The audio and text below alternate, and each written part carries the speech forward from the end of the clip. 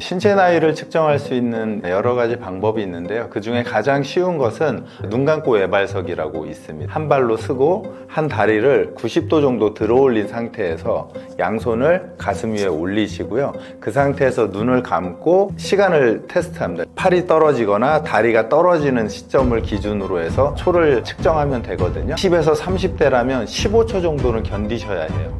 50세다 그러면 최소한 7초는 버티셔야 되는데, 맨발 걷기는 양날의 칼인 것 같아요. 당뇨 환자들은 발에 손상이 되면 모세혈관이 좋지 않아서 회복이 잘 되지 않거든요. 대략 보폭을 어떻게 산정하냐면요, 내 키에서 100을 빼면, 제가 175거든요 100을 빼면 75예요 오른발에서 왼발의 간격이 75cm여야 하거든요. 한 발이 0.5초, 그 다음 발이 0.5초 하니까 느낌으로는 약속 시간 늦어서 빠르게 걸을 때의 속도예요. 엄청 빠르죠. 안녕하세요. 저는 김병곤입니다. 저는 스포츠의학과 과학을 전공했고요. 헬스케어 운동하고 퍼포먼스 기능 향상을 위한 운동을 연구하고 지도하는 사람입니다. 반갑습니다. 나이가 들수록 근육 운동이 중요하다고 하던데 이유가 무엇일까요? 일반적으로 사람마다 좀 다르긴 하지만 25세에서 30세가 되면 근육량이 빠지는데요. 1년에 1% 정도씩 빠진다고 하거든요. 그렇다면 만약에 50대 정도가 되면 내가 가지고 있는 근육량의 대략 한 20% 이상을 잃기 때문에 급격한 근육의 감소가 나타납니다. 그래서 이제 근육량의 감소는 일반적으로 관절의 관점에서 봤을 때는 무릎이 아프다든지 허리가 아프다든지 어깨가 아픈 어떤 근골격계의 문제를 가지게 되고요. 또 하나는 이제 근육량이 적어지면서 대사질환이라고 하는 고혈압, 당뇨, 고지혈증 이런 대사질환의 문제가 있어서 성인병에 걸릴 확률이 높아지게 됩니다. 근력이 빠짐을 막아야 되거든요. 그래서 대근육 위주의 운동이 필요하고요. 그 대근육은 우리 몸에서 허벅지, 엉덩이, 그 다음에 가슴과 등 이런 운동들이 필요합니다. 그래서 운동의 종목으로는 다리 운동으로는 런지, 그 다음에 상체 운동은 푸시업, 그 다음에 복부에서는 이제 코어 운동이라고 하는 이 세 가지가 가장 기본적인 운동이겠습니다. 집에서 내 신체 나이를 간단히 측정할 수 있는 방법이 있을까요? 네, 신체 나이를 측정할 수 있는 여러 가지 방법이 있는데요. 그 중에 가장 쉬운 것은 아마 해보신 분도 있을 텐데요. 눈 감고 외발석이라고 있습니다. 그래서 한 발로 서고 한 다리를 90도 정도 들어 올린 상태에서 양손을 가슴 위에 올리시고요. 그 상태에서 눈을 감고 이제 시간을 테스트합니다. 그래서 그 시간이 팔이 떨어지거나 다리가 떨어지는 시점을 기준으로 해서 초를 측정하면 되거든요. 이제 그랬을 때 내가 10초를 했는지 5초를 했는지 20초를 했는지에 따라서 내 나이가 결정이 되는데요. 대체적으로는 만약에 20에서 30대라면 15초 정도는 견디셔야 해요. 근데 만약에 내가 50세다 그러면 최소한 7초는 버티셔야 되는데, 만약에 7초보다 적게 버틴다면 내 나이보다 내 신체 나이는 더 노화가 된 거고요. 반대로 30대 분이 5초, 3초밖에 못 버틴다면 나이는 30대지만 신체 나이는 60대, 70대라고 보시면 될 것 같습니다. 걷기 운동만 열심히 해도 하체 근육이 생길 수 있을까요? 기본적으로 걷기는 운동이라고 보기에는 운동 강도가 너무 낮아요. 그래서 걷는 걸로는 근육이 생기지 않고요. 그래서 이제 저희들은 걷기를 뭐라고 하냐면 생존을 위한 최소한의 이동 방식이에요. 그래서 내가 걷기를 한다고 내가 내 몸을 위해서 건강함을 만드는 어떤 운동을 했다라고 하시면 안 되고요. 그냥 내가 생존에 필요한 최소한의 움직임을 했다 정도라고 생각하시면 됩니다. 그래서 운동이라고 하면 대체적으로 운동 강도로 표기를 하는데요. 대략 한 60%는 넘어가야 일반적으로 운동이라는 범주 안에 들어가게 됩니다. 일반적으로 이제 걷기는 아까 말씀드린 대로 최소한의 이동 수단이고요. 그 다음에 우리가 조금 더 건강하기 위해서는 우리 몸의 대근육이 발달해야 되는데요. 그 대근육은 허벅지, 엉덩이. 그래서 이제 집에서 많이 하시는 스쿼트 동작들 추천드리고요. 그 다음에 이제 상체로는 팔굽혀펴기가 아주 좋은 동작의 운동이 되겠습니다. 근육 운동을 처음 시작할 때 빈도와 강도를 어떻게 설정해야 하는 걸까요? 근력 트레이닝을 할 때 이제 운동 강도 설정이 필요한데요. 만약에 내가 웨이트 트레이닝을 처음 한다 그러면 대략 30에서 40% 강도예요. 그러면 대략 반복 횟수는 한 20번? 거의 그렇게 되면 맨몸으로 운동을 하시게 될 거예요. 예를 들어 스쿼트도 맨몸으로 하실 거고 팔굽혀펴기도 맨몸으로 하실 거고, 이게 초보자들이 이 정도 할 수 있고요. 그다음에 중급 정도로 가면 대략 50에서 60% 강도로 운동을 하게 되는데요. 5, 60% 강도가 되면 대략 한 15번 전후가 되거든요.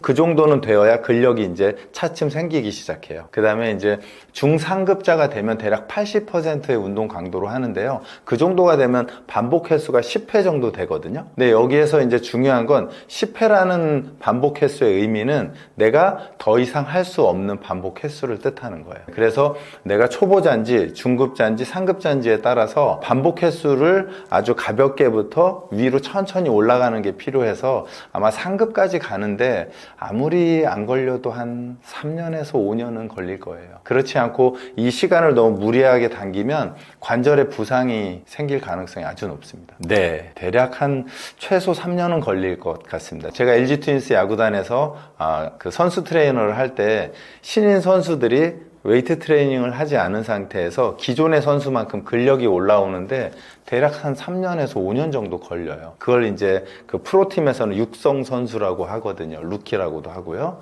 일반인도 마찬가지로 이 근력 운동에 한번 발을 들여서 올라감에 있어서 적응하는데 대략 그 정도는 걸린다고 보시고, 조금 서두르지 마시고 롱텀하게 보시면 아마 건강하게 몸을 만드는 데 도움이 되실 거예요. 일반적으로 그 운동을 할 때 세트는 기본 3세트로 되어 있거든요. 근데 이제 그 모든 트레이닝 책에서 3세트를 기준으로 한 건 중급자를 기준으로 해요. 그래서 만약에 근력 운동을 오늘 처음 시작하신다 그러면 1세트만 하셔도 돼요. 그래서 그 1세트가 가벼워지고 너무 쉽다 라고 하면 1세트를 추가하게 되는 거죠. 그렇게 해서 3세트까지 올라가는 거죠.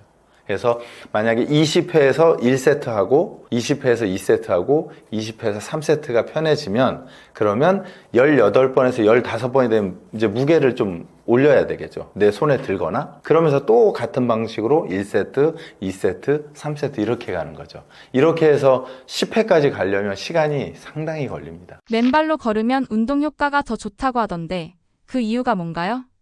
우선 맨발 걷기는 양날의 칼인 것 같아요. 걸음을 걸어서 건강에는 질 수 있겠지만, 예를 들어서 당뇨가 있다든지 발에 문제가 있는 분들이 맨발에 어떤 그 이물질에 의해서 손상이 나면 감염의 위험이 있거든요. 특히 당뇨 환자들은 발에 그 손상이 되면 모세혈관이 좋지 않아서 그 회복이 잘 되지 않거든요. 그래서 저는 가능하면 연세가 있으신 분들 또는 젊은 분들도 맨발 걷기는 조금 조심하는 게 좋지 않을까 생각이 되고요.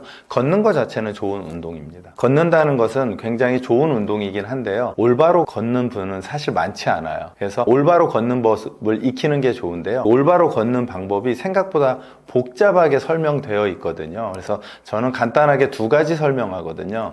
우선순위에 의해서 첫 번째는 보폭을 가능하면 최대한 넓게 걷는다. 이유는 보폭을 넓게 해야 발목과 무릎, 고관절의 움직임이 커지면서 관절들이 움직임의 범위가 커지면서 운동이 잘 되거든요. 보폭이 좁아지면 각 관절 중에 한 관절에 집중이 되다 보니까 여러 관절이 동시에 운동되는 그런 그 좋은 현상들이 없어져요. 그래서 대체적으로 보폭이 좁아지면 무릎으로 걷는 현상들이 많아지거든요. 그래서 첫 번째는 보폭을 넓게 걷는다. 그 다음에 두 번째는 속도거든요. 속도가 늦어지면 내 근육이 힘을 내거나 반응하는 속도가 낮아지는 거죠. 예를 들면 자동차로 표현을 하자면, 우리가 자동차를 출고해서 100km까지 달릴 수 있어요. 근데 이 자동차를 50km만 계속 달려요. 그럼 이 자동차는 60부터 100km까지의 성능은 아마 못 쓰게 될 거예요. 그러니까 걷는 것도 마찬가지로 우리가 1초당 1.4m 이상 걸어야 정상적인 생활을 할 수 있다고 하거든요. 근데 만약에 1.4m 미만으로 걷게 되면 우리 몸의 기능을 적게 쓰게 되는 거죠. 그렇다면 관절에도 부담이 있고 근육에도 부담이 있고 활력에도 문제가 있을 거라고 생각이 됩니다. 그래서 첫 번째는 보폭을 넓힐 것, 두 번째는 속도를 높여서 1초당 1.4m 정도를 갈 수 있게 하면 아주 좋은 걷기가 될 것입니다. 빨라요. 엄청 빨라요. 그래서 대략 보폭을 어떻게 산정하냐면요. 내 키에서 100을 빼면 제가 175거든요. 100을 빼면 75예요. 오른발에서 왼발의 간격이 75cm여야 하거든요. 그럼 만약에 1.4m면요. 한 발이 0.5초, 그 다음 발이 0.5초 하니까 똑딱 이렇게 가야 돼요. 약간 느낌으로는 약속 시간 늦어서 빠르게 걸을 때의 속도예요. 근데 이제 그게 좁은 보폭이 아니라 10cm의 보폭을 유지한 채니까 엄청 빠르죠.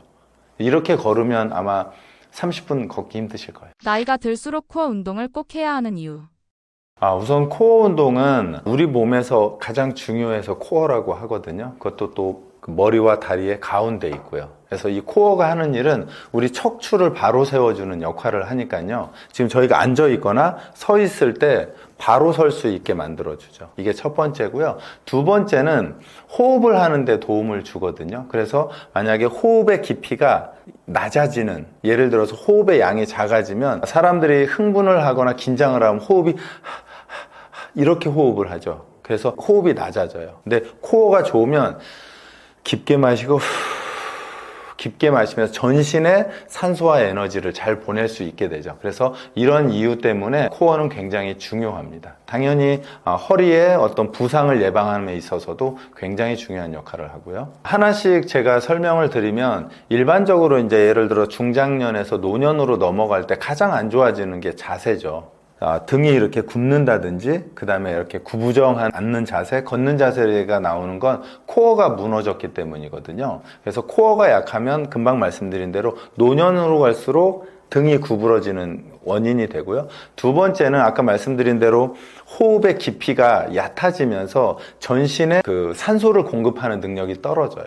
그럼 당연히 피곤해지겠죠. 왜냐하면 우리 몸에 산소와 이산화탄소를 교환을 해야 되는데 들어오는 양이 작다 보니까요. 마지막 세 번째는 허리에 부상이 생기면 상체와 하체에 힘을 쓸 수가 없게 됩니다. 이게 코어가 하는 일인데요. 이 세 가지가 코어가 약해지는 노년으로 갈수록 문제가 생긴다라고 볼 수 있습니다.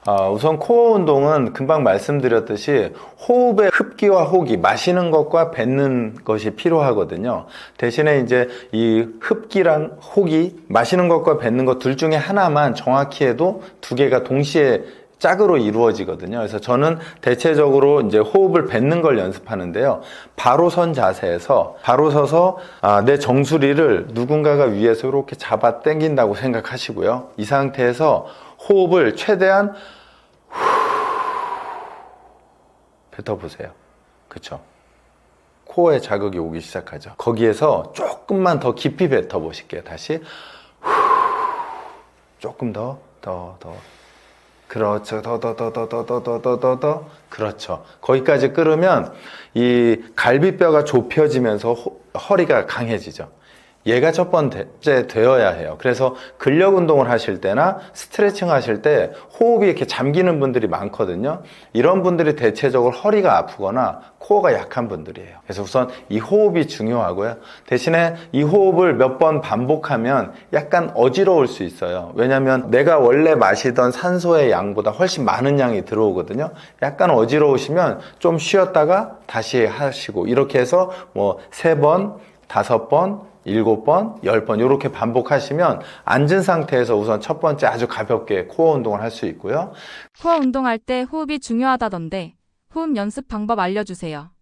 그 다음에 이제 두 번째는 코어가 하는 일이 허리를 조이는 일이라고 말씀드렸잖아요. 우리가 전통적으로 코어 하면 크런치라고 하죠. 복근, 시덥, 얘를 떠올리거든요. 그것 또는 플랭크. 근데 이 두 가지는 사실 진정한 코어라고 보기에는 조금 부족해요. 이유는 우리 코어 중에 내복사근이라고 하는 근육과 외복사근 이렇게 되어 있어요. 얘네들이 대각선에서 코르셋처럼 우리 몸을 이렇게 당겨주거든요.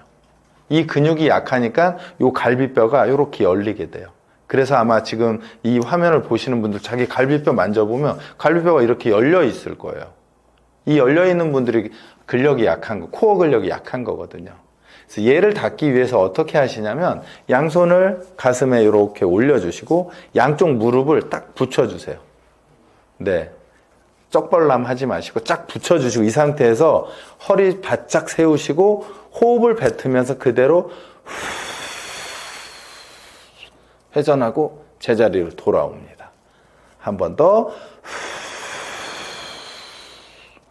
한 번만 더 해볼게요. 다시. 그렇죠. 허리가 꼬이는 느낌이 나실 거예요. 이렇게 꼬이면 우리가 그 행주를 짜듯이 우리 몸이 쪼여지면서 코어가 단단해지고요. 그 다음에 허리가 얇아지는 효과가 있을 것입니다. 그럼 이제 이렇게 말씀드리면 그러면 마시는 거 안 하나요? 라고 질문을 하기도 해요. 근데 지금 제가 말씀 안 드려도 하셨잖아요. 왜냐하면 우리가 공기를 뱉으면 이 안에 공기가 없기 때문에 뱉는 걸 멈추면 공기가 들어오게 됩니다. 반대도 마찬가지예요. 저희가 마시는 걸 충분히 하고 내버려 두면 공기가 나가게 돼 있어요. 네, 그래서 둘 중에 마시는 걸 집중해도 괜찮고요. 뱉는 걸 집중해도 괜찮고요. 이 두 가지가 동시에 코어를 강화시키는 데 필요합니다. 절반 이상보다는 코어 운동을 시작할 때 첫 번째 시작은 호흡에서 시작돼서 코어로 넘어가요. 그래서 예를 들면 코어 운동을 했는데 호흡을 하지 않았다? 그럼 코어 운동이 잘 안 될 가능성이 되게 높아요. 왜냐하면 이 코어 근육과 호흡 근육이 같이 있거든요. 하루에 딱 5분만 신경 쓰고 코어 강화시킬 수 있는 방법을 알려주세요. 일반적으로 코어라고 하면 아까 말씀드린 대로 윗몸 일으키기를 생각하는데 회전을 하는 동작들이 일반적으로 코어에 가장 중요하고요. 그 다음에 이제 코어라고 생각하시면 팔이 움직이면서 강해지는 코어가 있고요. 다리를 움직이면서 강해지는 코어가 있어요. 지금 만약에 저희 TV 앞에 앉아 계시면 양손을 이렇게 책상 위에 올려주시고요. 가슴 펴고 손바닥으로 책상을 눌러주면서 호흡을 코어 운동이 될 거예요. 그죠? 힘 뺐다가 되죠? 이렇게 하면 이렇게 열려있는 갈비뼈가 닫혀요. 그래서 아마 여러분들이 원하는 역삼각형의 동작이 이 갈비뼈가 닫히면서 되는 거거든요. 그래서 이 상태로 호흡을 뱉으면서 지면을 강하게 눌러주시면 되고요. 아마 사무실에서 하셔도 괜찮고 집에서 하셔도 괜찮습니다. 두 번째 동작은 잘 안 보이실 텐데요. 양손으로, 그러니까 양손 중에 예를 들어 오른쪽 손으로 오른쪽 무릎에 올려주세요. 그쵸? 그리고 오른쪽 발을 지면에서 살짝 떼주세요. 오른쪽 발을. 그건 왼쪽 발이에요. 오른쪽 발 들고 그 상태에서 발은 올리고 손은 내리면서 호흡을 이렇게 하는 거예요. 힘 뺐다가 다시 두 번만 더 해볼게요. 발은 올라오고 손은 못 올라오게 누르고 한 번만 더.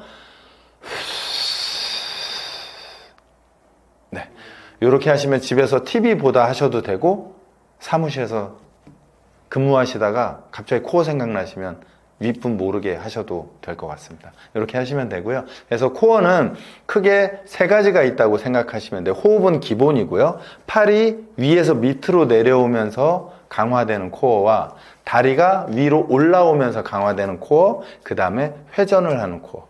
그래서 코어 운동을 한다면 이 세 가지는 기본적으로 같이 해주셔야 훨씬 더 도움이 됩니다. 거북목은 왜 생기는 걸까요?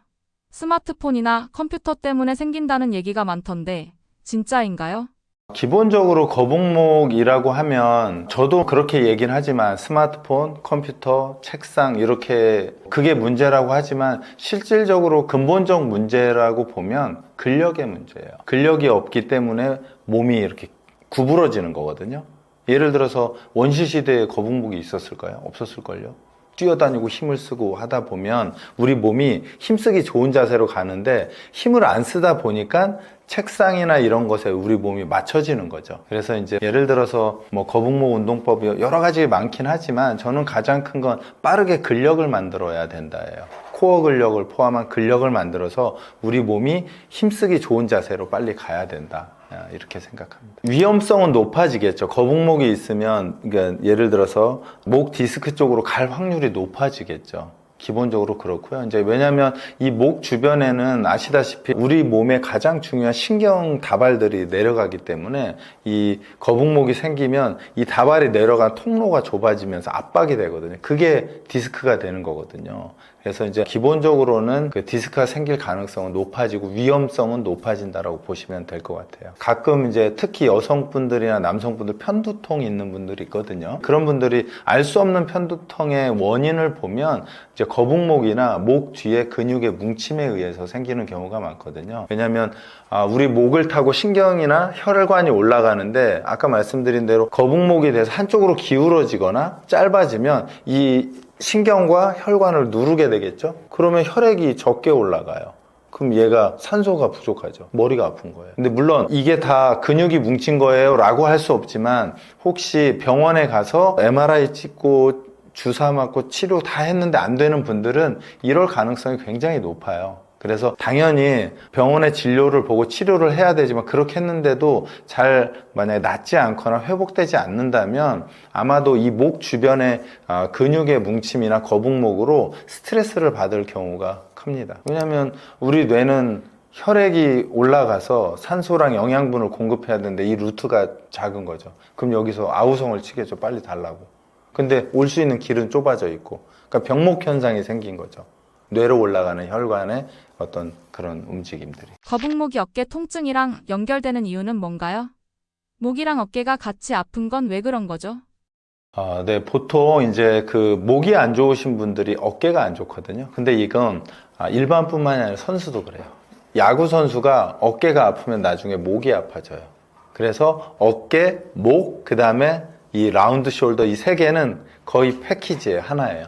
그 셋 중에 누군가가 먼저 문제가 시작되면 나머지 둘을 그 문제로 데리고 가요. 그러면 우리가 관리할 때 거북목, 라운드 숄더, 어깨 부상 이 세 가지를 같이 관리해야 해요. 그래서 만약에 뭐 목 뒤에 뭉침 현상이 많다면 이 세 개 중에 최소한 한두 개는 기본적으로 가지고 계실 거예요. 심각한 질환으로 발전될 수도 있다고 하는데 절대로 거북목을 방치하면 안 되는 이유는 무엇인가요?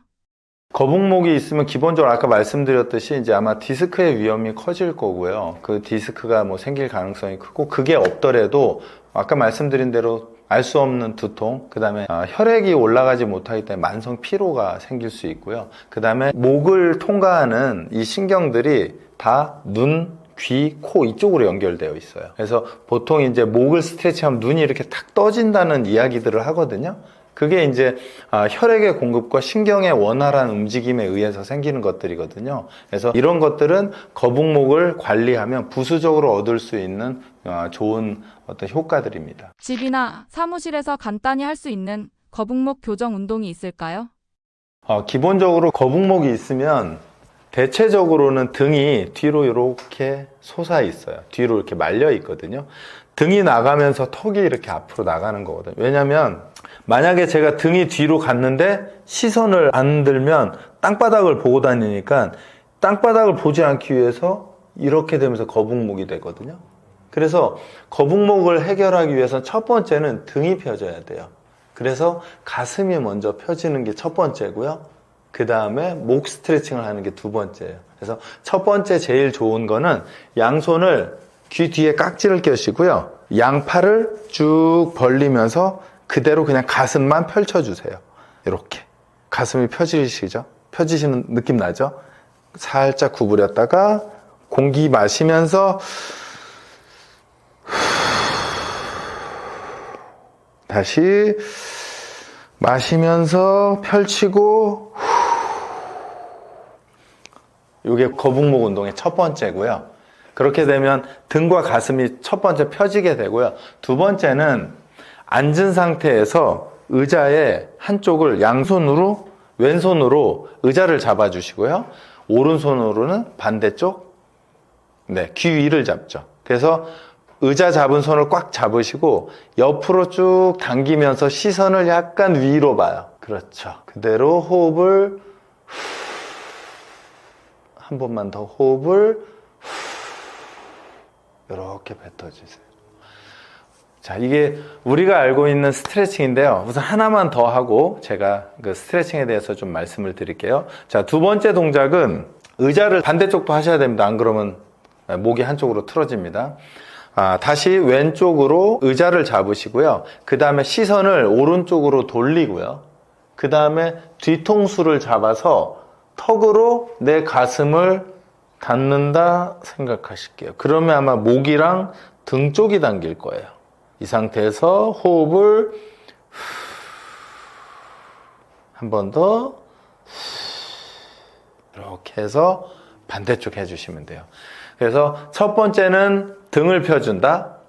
두 번째는 목의 측면으로 스트레칭을 한다. 세 번째는 목의 회전, 그 다음에 굴곡을 통해서 목 뒤를 스트레칭한다.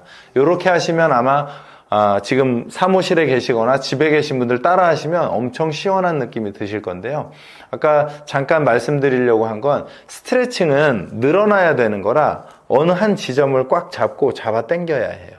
근데 제가 당기는데 얘가 이렇게 따라가면 스트레칭이 안 되겠죠. 그래서 기본적으로 제가 의자를 잡으라고 한 건 이 어깨가 따라가지 않아야 스트레칭이 되는 거죠. 그래서 스트레칭의 개념은 어느 한 지점을 고정하고 어느 한 지점을 당긴다라고 생각하시면 좋을 것 같습니다. 목이랑 어깨 근육을 동시에 풀어줄 수 있는 간단한 스트레칭 방법이 있으면 소개해 주세요. 만약에 저한테 목, 어깨, 상체에서 스트레칭을 한 개만 하고 살라고 하면 저는 이거 할 것 같아요. 네. 얘는 목 신경 스트레칭인데요. 손목, 어깨, 그 다음에 견갑골, 목까지 풀리게 됩니다. 벽을 옆 두시고요. 쓴 상태에서 내 손을 손가락이 밑으로 향하게 해서 그대로 벽을 짚습니다. 한번 해보세요. 짚은 상태에서 90도가 됐죠. 이 상태에서 내 몸을 반대쪽으로 회전해 주는 거예요. 그 다음에 제자리로 오고, 대신에 회전할 때 견갑골이 올라가 있으면 스트레칭이 잘 안 되거든요. 밑으로 내려주시고요. 이 상태에서 몸을 잡고 회전을 이렇게 하면 손목, 어깨 다 늘어나거든요. 다시 한 번만 더 그대로. 그래서 만약에 이 동작이 아마 잘 안 되시는 분들은 내 손의 높이를 가장 좋은 건 어깨 높이거든요. 만약에 안 되시면 대략 45도나 60도에서 두고 하시다가 괜찮으면 조금씩 올려가서 내 어깨 높이까지 올라오시면 아마 목, 그 다음에 손목, 어깨까지 아마 시원해지실 겁니다. 집에서 꼭 해보세요. 제가 제일 좋아하는 스트레칭이에요. 혹시 잘못된 스트레칭이 오히려 목이나 어깨 통증을 더 심하게 만들 수도 있나요? 스트레칭을 할 때 편식을 하는 경우들이 많거든요. 한 부분만 스트레칭을 하게 되면 그 근육이 너무 늘어나서 힘을 못 쓰게 되거든요. 그래서 스트레칭도 그렇고 근력 운동도 그렇고 편식하지 않고 고루고루 해주셔야 돼요. 우선 이게 첫 번째고요. 그래서 피트니스 클럽이나 이런 데 가면 이유 없이 양발 벌리고 가슴 땅에 닿는 분들이 있거든요. 제가 볼 땐 김연아가 될 거 아니면 의미가 없거든요. 아니면 그걸로 인해서 허리에 부상을 만드는 경우들이 많고요. 왜냐하면 근육이라는 건 일정 그 길이 이상을 늘어나면 힘이 없어지면서 느슨해져 버리거든요. 그럼 우리 몸을 단단하게 잡아줄 힘이 없어져요. 우선 그게 가장 중요하고요. 그 다음에 이제 두 번째는 유연한데 스트레칭을 안 해도 되는 분이 계속해요. 그러면 좀 전과 마찬가지 계속 느슨해져요. 그러면 이 관절을 꽉 잡아주지 못하니까 이 관절들이 느슨해지면서 부상을 일으키거든요. 그래서 얘가 제일 중요하고요. 그 다음에 반대로 이 딱딱하신 분들은 딱딱해지면서 근육의 움직임이 적어지거든요. 그래서 쪼그려 앉는 게 안 된다든지 또는 그 좌식 생활이 잘 안 되는 분들이 있거든요. 이런 분들은 정말 시작부터 끝까지 스트레칭만 하셔야 돼요. 근데 이런 분들은 또 스트레칭을 안 좋아해요. 이게 기호에 의해서 스트레칭을 하고 운동을 하는 게 아니라 필요에 의해서 하는 거거든요. 그래서 나에게 무엇이 필요한지를 우선 선택해야 하고요. 아주 간단하게 내가 근력 운동이 필요한지 스트레칭이 필요한지에 대한 정보가 있어야 되고요. 그 다음에 두 번째는 그 운동들을 편식하지 않고 정확한 동작으로 운동을 하셔야 부상을 예방하고 건강해질 수 있습니다. 하루 종일 앉아 있어서 안 좋아진 어깨를 보호하고 회복하는 방법이 있을까요? 어깨가 안 좋은 분들 많으실 거예요. 예를 들어서 오십견이 있다든지 또는 뭐 회전근개가 손상됐다든지 아니면 불안정성이 있다든지 이런 분들이 대체적으로 딱딱하게 굳는 위치가 있거든요. 그래서 딱딱하게 굳는 위치는 팔을 들었을 때 겨드랑이 사이, 그 다음에 어깨를 이렇게 했을 때 어깨 이 뒤쪽, 이 두 군데가 딱딱해져요. 근데 대체적으로 운동선수들도 그렇고 일반인도 아파지는 건 어깨 요 앞하고 위가 아파요. 그래서 이 어깨 앞과 위를 그냥 계속 풀거나 마사지를 하는 경우가 있는데 가능성이 별로 없어요. 이유는 이 겨드랑이 밑에와 어깨가 딱딱해지면서 우리 뼈를 위로 밀어 올린 거거든요. 그래서 얘가 밑으로 내려가려면 겨드랑이와 어깨 뒤쪽이 부드럽게 편해져야 돼요. 집에 폼롤러가 있다면 그 폼롤러로 겨드랑이와 어깨 뒤쪽을 먼저 문질러 주시는 게 좋습니다. 그리고 만약에 스트레칭을 한다면 이 손이 의자에 앉아 계시다면 이렇게 해서 손을 앞으로 쭉 이렇게 밀어서 스트레칭을 하는데요. 이렇게 하면 어깨가 좀 불편할 가능성이 있어요. 그래서 만약에 책상이나 앉아 계시다면 손등을 이렇게 하늘로 손바닥이 하늘로 올라가게 해서 앞으로 쭉 밀어줘서 언제까지 하냐면요. 내 손과 몸통이 직선이 이루어질 때까지 하면 겨드랑이가 잘 늘어나요. 네. 몸을 뒤로 조금 물려서 이 상태에서 앞으로 쭉 한번 밀어 보시겠어요? 쭉 몸을 똑바로 틀어지지 않게 그대로 밀어서 쭉 밀어서 겨드랑이가 이 상태에서 늘어나려면 호흡을 이렇게 해서 내 몸과 팔이 수평이 될 때까지 스트레칭을 해주시면 좋고요. 이게 첫 번째고, 두 번째는 아까 얘는 겨드랑이 밑에를 하는 거고요. 그 다음에 어깨 뒤쪽을 스트레칭 하려면 어떻게 하시냐면 지금은 정면으로 갔고요. 45도 옆으로 이렇게 밀어요. 쭉 내 몸통은 정면을 보고요. 책상 위에서 손 이렇게 돼서 대각선 45도 방향으로 이렇게 밀어주시면 저도 여기가 지금 땡기거든요. 땡기죠? 그대로 후. 그래서 땡기기 시작하면 그때 호흡을 한 번 더 호흡을 이렇게 스트레칭 해주시면 돼요. 꼭 기억해 주셔야 될 것은 우리 어깨에 딱딱해지는 부위가 겨드랑이랑 어깨 뒤쪽이라는 거예요. 통증은 앞과 위쪽에 나타나지만 겨드랑이 아래와 어깨 뒤쪽이 딱딱해지기 때문에 그곳을 스트레칭 하셔야 합니다.